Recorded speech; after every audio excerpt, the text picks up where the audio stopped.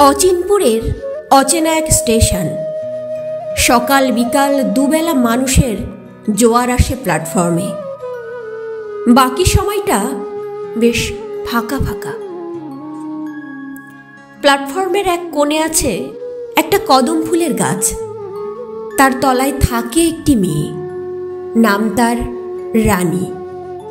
সকাল সকাল দুদিকে বিনুনি বেঁধে কানা ভাঙা থালা নিয়ে সে বসে পড়ে প্ল্যাটফর্মের রোদের মধ্যে, নোংরা ছেঁড়া ওড়নাখানি মাথায় দিয়ে। দুপুরবেলা ভিড় কমার পর সে কুড়িয়ে বেড়ায় প্লাস্টিকের বোতল, গুছিয়ে রাখে কদম তলায়। খালি পায়ে পাথরের ওপর দিয়ে এপার থেকে ওপারে যায়। সামনে কোনো মাটির মানুষ দেখলে হাত পেতে টাকা চায়, না দিলে বলে, একটা পাউরুটি কিনে না হয় দাও, সকাল থেকে কিচ্ছু খাইনি এখনো। তবু যদি সেটুকু না জোটে, তবে ভরসা বলতে প্ল্যাটফর্মের দোকানদার। চায়ের দোকান থেকে একটা বিস্কুট জোটে রোজই। বিকেলের আগে কেনা বেচা মেটায় হাতে জোটে 20-25 টাকা। কিন্তু তাতে যে একবেলার ভাতও হয় না। আবার ছোটে ট্রেনের কাছে। এবেলা বসে থাকলে হবে না গো আর। লোকের কাছে গিয়ে গিয়ে বলতে থাকে, 2 টাকা যদি দিতে তোমার সিন্ধুক উঠবে ফুলে ফেপে। 1-2 করে তারা খসার মতো পয়সা যখন পড়ে টিনের থালায়, শব্দখানি ভালো লাগে কত, কাকেই বা সে বোঝায়। বিকেলবেলায় যদি জোটে খাবার, উপরওয়ালার কৃপায় আশীর্বাদের বৃষ্টি ঝরে পড়ে রানীর মুখের এক একটি কথায়। না জুটলে সেই 1 প্যাকেট বিস্কুট কিনে খায়।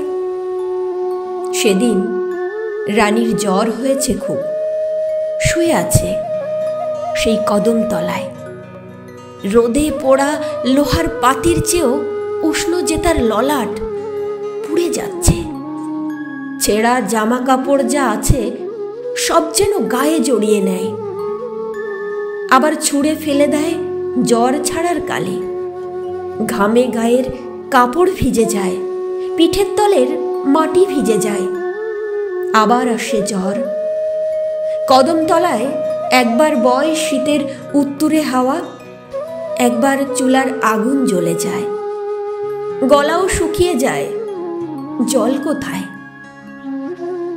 জগতের বুকে আপন বলে কেউ নেই তার, না কেউ নেই। ছিল শুধু তার মা, সেও চলে গেছে বছর খানেক আগে। তার যে ভীষণ জ্বর, কে দেখবে তাকে? কেউ না হয় নাই বা দেখল, আবার না হয় দেখবে সেরে উঠলে। কত লাঞ্ছনা বঞ্জনার ওষুধ বাঁধা আছে তার আঁচলে, কত কুদৃষ্টির মাদুলি ঝোলানো তার গলে। খুব জল তেষ্টা পেয়েছে তার। ভরসা বলতে প্ল্যাটফর্মের সেই দোকানদার।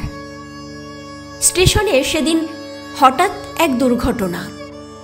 অগ্রাহ্য করে ট্রেনের বাঁশি। কেউ একজন পড়ে গেছে রেল লাইনে, ট্রেনের সামনে। সবাই ছুটে এলো সেই দোকানদার, হাতে একটি জলের বোতল নিয়ে। জ্বর মাথায়, উঠে এলি কেন মা? পড়লি তো সেই মায়ের মতো রেল লাইনে কাটা। কেন উঠে এলি মা? কে শুনবে? পড়ে আছে রানীর অসাড় দেহ। কাঁচা রক্তের আষ্টে গন্ধের মধ্যে ভেসে আসছে তার কণ্ঠস্বর। খুব জল তেষ্টা পেয়েছে, একটু জল দেবে খাওয়ার, একটু জল দেবে খাওয়ার, একটু জল দেবে খাওয়ার।